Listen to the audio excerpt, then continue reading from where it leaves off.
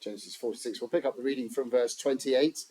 And it occurred to me as reading through these chapters that Joseph is having some family problems. We've seen family problems that have got him where he was down in Egypt. Hatred of his brothers, their rejecting of his visions and dreams that were given from God, prophesying what would happen to him. They hated him, they were jealous of him. I don't think he helped himself in that regard particularly, but he ends up suffering great hardship as well as great prosperity in Egypt. So he's had many problems from his family, and you might think, well, that's all behind him. But it seems not to be quite the case as we come to these last few chapters of Genesis. And part of the problem, perhaps, is his father, Jacob. Last week we saw how God himself appeared before he left his hometown, in the way that God had appeared to Jacob beforehand, previously in his life, when Jacob was still learning about this God, this covenant God of his fathers, and of his faithfulness to Jacob and to that line. He had much to learn. God had appeared to him and taught him wonderful things. And yet again here, as he leaves the homeland, giving that reassurance, I am God. This is chapter 46, verse 3. The God of your father. Do not be afraid to go down to Egypt, for there I will make you into a great nation. I myself will go down with you to Egypt, and I will also bring you up again, and Joseph's hand shall close your eyes. So yes, death was going to come, but he would retain that sense of belonging in the land promised to his fathers, even if it was just his body being buried there. Well, we can read in the rest of the next section of chapter 46 all the names of the different people who came from Canaan down into Egypt, and I didn't think I'd offer that as an opportunity to see how well I can pronounce the names by reading it out loud tonight. So we're going to skip forward to verse 28. Joseph had sent Judah ahead of him to Jacob had sent Judah ahead of him to Joseph to show the way before him in Goshen. And they came into the land of Goshen, a part of Egypt, just as promised. Then Joseph prepared his chariot and went up to meet Israel, his father, in Goshen. He presented himself to him and fell on his neck and wept on his neck a good while. The great reunion has taken place. What, more than 20 years since Jacob last set eyes on his beloved son Joseph, and the only thoughts he'd had of him were of his untimely death, his gruesome death, as he perhaps looked upon those remnants of his favourite cloak with the blood on them, reminding himself of what had happened to him and mourning for him. It seemed to really lay heavily upon Jacob. And so here's this one, and not surprisingly, the narrator tells us that it's an emotional reunion. He fell on his neck and wept a good while. Us British people wouldn't cope very well with that, would we? Lots of crying for a long, long period of time. Come on, let's get on with something else. But it's right to let those emotions out. Those 20 years of how Joseph had not forgotten his father with all his success and all the things that happened to him. It was an expression of his faith in God, really, that he was Jacob's son and therefore was in the line of God's promises. And Jacob was a part of that. Didn't seek to apportion blame, but the grief now comes out. Israel, another name for Jacob, has his moment in the spotlight. It's not a great. Israel said to Joseph, "Now let me die." So after 20 years apart from his beloved son, and here's the big reunion. Yes, you really are alive. I can take you in my arms. Now let me die. It's not the greatest line, is it, ever known from a father? But there we go. That's what he said. "Since I have seen your face, and I know that you are still alive." Is it almost a bit self-pitying? Look at what I've been through. Now I've seen you. There's nothing more to live for. I've spent all this time longing to see your face, and now that's been achieved, well, forget you introducing me to the grandchildren or showing me around Egypt or helping me to settle in. Just let me die. It's done. If I was Joseph, I would have found that to be a slightly strange sentiment to express. But Joseph seems to take it in his stride, as he has by God's grace throughout his life, and begins to make arrangements for them to settle into the right area. Joseph said to his brothers and to his father's household, I will go up and tell Pharaoh, and will say to him, my brothers and my father's household, who were in the land of Canaan, have come to me, and the men are shepherds, for they have been keepers of livestock, and they have brought their flocks and their herds and all that they have. When Pharaoh calls you and says, what is your occupation? You shall say, your servants have been keepers of livestock from our youth until now, both we and our fathers, in order that you may dwell in the land of Goshen. For every shepherd is an abomination to the Egyptians. So Joseph is well versed in the way of the Egyptians, and he wants to make sure his brothers, his family are well regarded. The last thing you want is to mention something that's an abomination to the Egyptians. We don't know the specific details behind that as to what was wrong with shepherds that should be so offensive to the Egyptians, but Joseph wants to manage the sort of sensitivities around this to make sure that they can continue to settle in Goshen, perhaps a particular area that would be suitable for their livestock. So he feeds them this line. This is what you should say when Pharaoh starts asking you. And on into chapter 47. So Joseph went in and told Pharaoh, my father and my brothers, with their flocks and herds and all that they possess, have come from the land of Canaan. They are now in the land of Goshen. And from among his brothers he took 5 men and presented them to Pharaoh. Pharaoh said to his brothers, what is your occupation? And they said to Pharaoh, your servants are shepherds, as our fathers were. They had one line. We're keepers of livestock. That was the line. Whatever you do, don't mention that you're shepherds. And what do the brothers do? We're shepherds, Pharaoh. Was Joseph off stage, kind of holding his head in his hands, thinking, what am I going to do with this family of mine? What has gone on? He's learned lots in Egypt, and it's like the country cousins have come, and they're letting him down left, right, and centre. Verse 4, they said to Pharaoh, we have come to sojourn in the land, for there is no pasture for your servants' flocks, for the famine is severe in the land of Canaan. And now, please, let your servants dwell in the land of Goshen. Then Pharaoh said to Joseph, your father and your brothers have come to you. The land of Egypt is before you. Settle your father and your brothers in the best of the land. Let them settle in the land of Goshen, and if you know any able men among them, put them in charge of my livestock. Then Joseph brought in Jacob his father and stood him before Pharaoh, and Jacob blessed Pharaoh. So it seems that Joseph, if he was worried, I'm speculating rather here, aren't I? But if he was worried about what they had said in front of Pharaoh, it didn't matter. It seems such was the respect for Joseph that they were willing to give Joseph's family the best of the land. Whoever they were, whatever job they did, it didn't really matter. And perhaps that's another lesson for Joseph. He really could trust in the Lord who had brought him thus far through many difficult times, many low points in his life. God had been working it all out, so he can trust him. The others don't stick to the script, don't perhaps understand the plan that God has been working out. They're still coming to terms with that.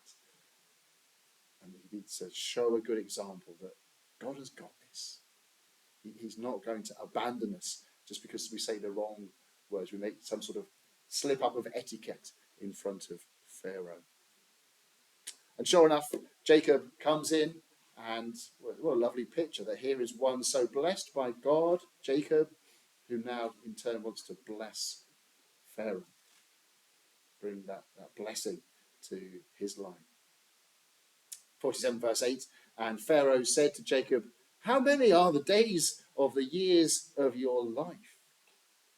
That's a very polite way, isn't it? Saying, how old are you? He say it's not polite, is it, to ask somebody how old they are, particularly if you're a child. So there you go. There's a different. How many are the days of the years of your life?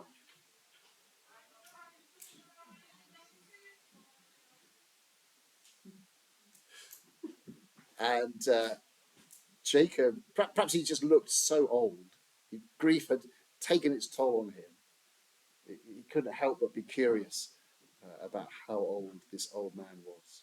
And Jacob said to Pharaoh, it's not a very good line here, I have to say. The days of the years of my sojourning are 130 years. Few and evil have been the days of the years of my life. And they have not attained to the days of the years of the life of my fathers in the days of their sojourning. Well, true, he hadn't yet lived as old as those who'd gone before him, who lived for great long years. But was that really the right line to be saying in front of Pharaoh? Here's your opportunity to testify to the faithfulness of God, that God had preserved him, that yes, there'd been challenges, and losing his son for those 20 years had really tested him severely. And yet he now sees God's good hand at work. No, few and evil have been my days. It's hard, isn't it? I'm imagining it again for Joseph. He's on board with God's plan and what God has been doing in his life. He's the one who has really been suffering the most. Yes, it was hard for Jacob, but Joseph was the one in prison. Joseph was the one being despised and rejected and apparently forsaken. But he had seen God's hand in it. His was the place of faith. And Dad just doesn't seem to get it. He seems stuck in this cycle of grief and of almost self-pity. Hard for Joseph to know how to respond to, isn't it? And maybe there's an application there for us where you have to deal with relatives who don't get where we're coming from. When we speak of Jesus, we speak of God's faithfulness. We speak of the confidence that we have. We tell them of the hope that we have because of the resurrection of Christ from the dead and the glorious return of Christ one day. And there's just nothing. Not on the same page, not on the same wavelength at all. And Jacob's supposed to be a believer here. And we can perhaps understand it from unbelieving relatives and friends, but from those who profess to be believers, and it's just like there's a coldness, a lack of understanding of God's sovereign grace towards us. It can be such a disappointment, can't it? How do we deal with that? Well, Joseph seems to stick with it. Verse 10, Jacob blessed Pharaoh, went out from the presence of Pharaoh. Then Joseph settled his father and his brothers and gave them a possession in the land of Egypt, in the best of the land, in the land of Ramesses, as Pharaoh had commanded. And Joseph provided his father, his brothers, and all his father's household with food, according to the number of their dependents. So he does what he can. He uses his position and his resources to help out his family now they've been restored to him. Well, the situation goes from bad to worse in Egypt for the rest of the population. These 5 years of famine are continuing and taking their toll. So eventually they have to sell their livestock to Joseph and Pharaoh to pay for the seed, to pay for food. And eventually they actually end up selling the land to them. And for years after the famine had finished, they have to pay back a fifth of their crops to Pharaoh. So Pharaoh was very prospered by this problem and by the resources that God had granted through Joseph. And so we go on into chapter 47 and verse 27. Thus Israel settled in the land of Egypt, in the land of Goshen, and they gained possessions in it and were fruitful and multiplied greatly, just as God had promised. And Jacob lived in the land of Egypt 17 years. So the days of Jacob, the years of his life, were 147 years. So his wish to die straight away was not granted. God still had work to do in him, and maybe through Joseph to help him understand more of the ways of the Lord. So we've jumped over a vast period of time now. It was 130. We've gone forward 17 years, and it's now time for him to die. Verse 29, and when the time drew near that Israel must die, he called his son Joseph and said to him, if now I have found favour in your sight, put your hand under my thigh and promise to deal kindly and truly with me. Do not bury me in Egypt, but let me lie with my fathers. Carry me out of Egypt and bury me in their burying place. He answered, I will do as you have said. And he said, swear to me. And he swore to him. Then Israel bowed himself upon the head of his bed. And if you know the account in Hebrews 11, you'll see that's given great significance as a statement of faith that Jacob had come to understand God's dealings with him, that Egypt was not his home, and that he was to be returned after his death. His body would be buried in the place outside of Egypt, back in Canaan. He makes arrangements to get that put in place. And before he dies, he wants to bless his family. And chapters 48 and following deal with that. We start off particularly with Joseph's two sons, Ephraim and Manasseh. And as we get to chapter 48 and verse 15, here we see Jacob blessing Joseph. So before that, let's just read about the blessing of those two sons. So Jacob has been delighted to see Ephraim and Manasseh, and he actually tells, in the early part of chapter 48, tells Joseph, these are going to be mine. These are going to be part of my inheritance. I'm going to count them as my sons. And sure enough, when you look through the 12 tribes of Israel, Ephraim and Manasseh are known as two half-tribes. They're not the direct sons of Jacob. They are actually grandsons, but are counted into the line because of what Jacob says there in chapter 48. Any further children Joseph has, well, they can be your inheritors, but these are mine. And that might sound a bit greedy, a bit grabbing, taking your son's children as your own, but it was really saying that I want you to be blessed in the line of blessing in this particular and specific way. And so we get to verse 8. And when Israel saw Joseph's sons, he said, who are these? Joseph said to his father, they are my sons, whom God has given me. And he said, bring them to me, please, that I may bless them. Now the eyes of Israel were dim with age, so that he could not see. So Joseph brought them near him, and he kissed them and embraced them. And Israel said to Joseph, I never expected to see your face. And behold, God has let me see your offspring also. That's better, isn't it? Well done, Jacob. That's a good testimony, a good perspective. And then Joseph removed them from his knees, and he bowed himself with his face to the earth. And Joseph took them both, Ephraim in his right hand toward Israel's left hand, and Manasseh in his left hand toward Israel's right hand, and brought them near him. And the right hand of Jacob would give the blessing to the older son. That's the plan. That's what Joseph is kind of working towards, as knowing that his father could not see well. It brings them near in that way. And Israel stretched out his right hand and laid it on the head of Ephraim, who was the younger, and his left hand on the head of Manasseh, crossing his hands, for Manasseh was the firstborn. The plan that Joseph had was ruined. You've got it wrong, Dad. You've got your lines wrong. You've got your attitude wrong. And now in bringing this great blessing, the blessing of God, you've put it on the wrong son.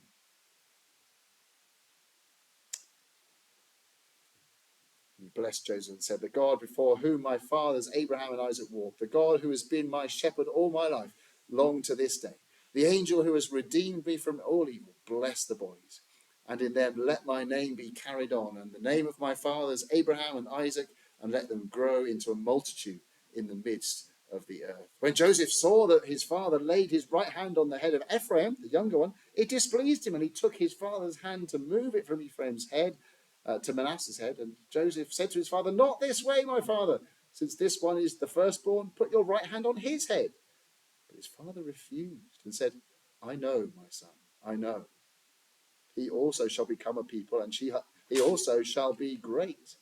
Nevertheless, his younger brother shall be greater than he, and his offspring shall become a multitude of nations." So he blessed them that day, saying, "By you Israel will pronounce blessing, saying, God make you as Ephraim and as Manasseh." Thus he put Ephraim before Manasseh. And then Israel said to Joseph, "Behold, I'm about to die, but God will be with you and will bring you again to the land of your fathers.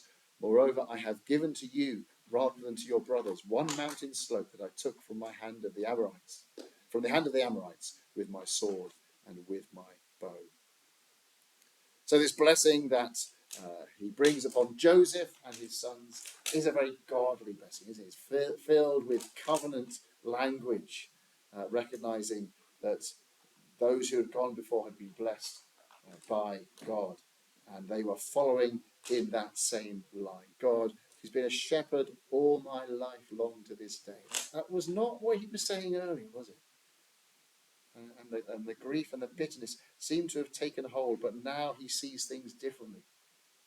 Knowing he's going to die perhaps brings things into perspective.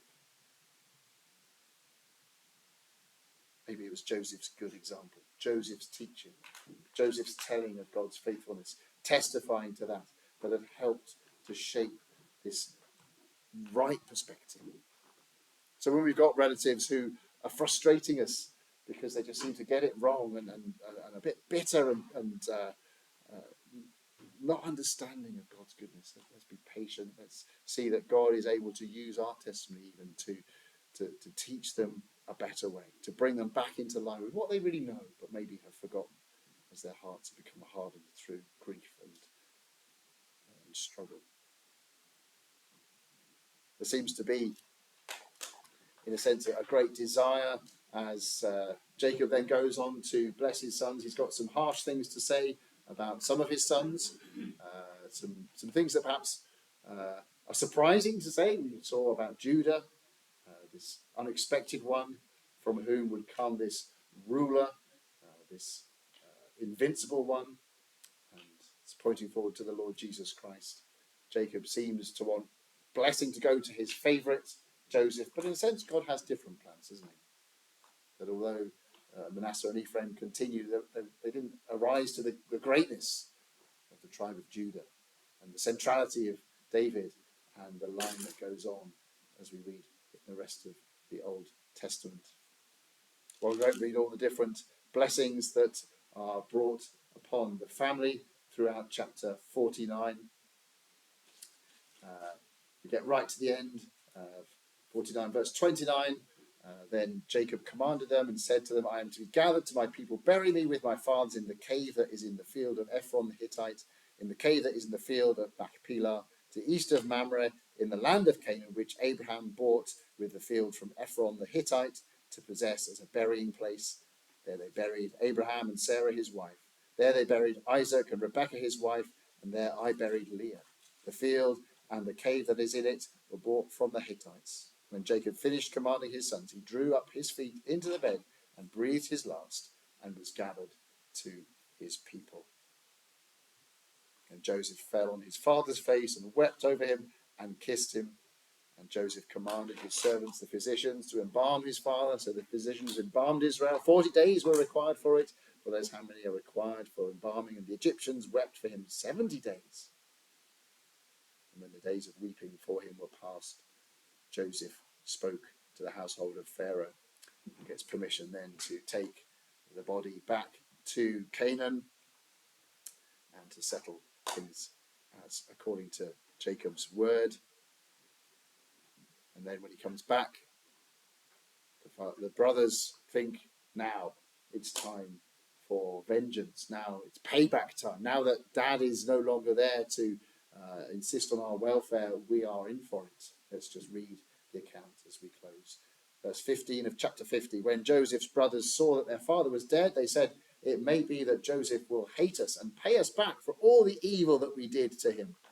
So they sent a message to Joseph saying, "Your father gave this command before he died. Say to Joseph, please forgive the transgression of your brothers and their sin, because they did evil to you. And now please forgive the transgression of the servants of the God of your father." Well, I don't know whether that was a real message from Jacob or whether the brothers had just made it up to save their necks. But it was all an unnecessary little speech, even if it was true. Joseph wept when they spoke to him. His brothers also came and fell down before him and said, "Behold, we are your sons." But Joseph said to them, "Do not fear, for am I in the place of God? As for you, you meant evil against me, but God meant it for good, to bring it about that many people should be kept alive as they are today. So do not fear. I will provide for you and your little ones." Thus he comforted them and spoke kindly to them. Well, what a great example that is of a forgiving spirit, of grace experience and grace shown to those who had wronged him. He was not going to set himself up as judge against these evil brothers and their evil acts, but seek to do them good, because God had brought great good to him and through him, Joseph, in his life. Wonderful words. Do not fear. I will provide for you and your little ones. Thus he comforted them and spoke kindly to them. We frequently, haven't we, noticed the pointers to the Lord Jesus Christ that Joseph's life gives us. And if we can say that Jesus is the one who is like that older brother for me, and to know him providing for us and caring for us, and to comfort us and to speak kindly to us in his word, what life that is. It puts fear away, just as the brothers, the fear would have melted away when they saw Joseph's face and the way he was speaking to them and the reassurance that he was speaking to them. No more fear. And to have Jesus speaking kindly to us, what comfort, what peace, drives away the fears that we would have. Verse 22, so Joseph remained in Egypt, he and his father's house. Joseph lived 110 years, and Joseph saw Ephraim's children of the third generation. The children also of Machir, the son of Manasseh, were counted as Joseph's own. And Joseph said to his brothers, "I'm about to die, but God will visit you and bring you up out of this land to the land that he swore to Abraham, to Isaac, and to Jacob." Then Joseph made the sons of Israel swear, saying, "God will surely visit you, and you shall carry up my bones from here." So Joseph died, being 110 years old. They embalmed him, and he was put in a coffin in Egypt. Such faith at the end of his life. Giving those words for the people to hang on to, that God will take you out of here. Don't put me in a place where you can't, don't put my bones in a place where you can't get at them. As would be the custom, perhaps ending up in a big burial chamber, a pyramid, or whatever it may have been. No, my bones are destined for Canaan, and you will have the opportunity to take them there. It's going to be 400 years or more before they were able to do that. But Joseph was assured that the covenant promises that God had made to his forefathers would indeed come true. He gave hope to others as down through the generations they passed this story. And they told him, well, we've got to keep these bones safe because we have a job to do. We have a delivery to make. And in the right time, God will bring that about. It may have seemed a very long wait, but we can read in the book of Exodus how they did fulfill this command and carry up his bones. Well, God is faithful to all that he has promised, and the life of Joseph reassures us of that. May we take courage and find him to be faithful in every way as we submit to his perfect plans. Amen.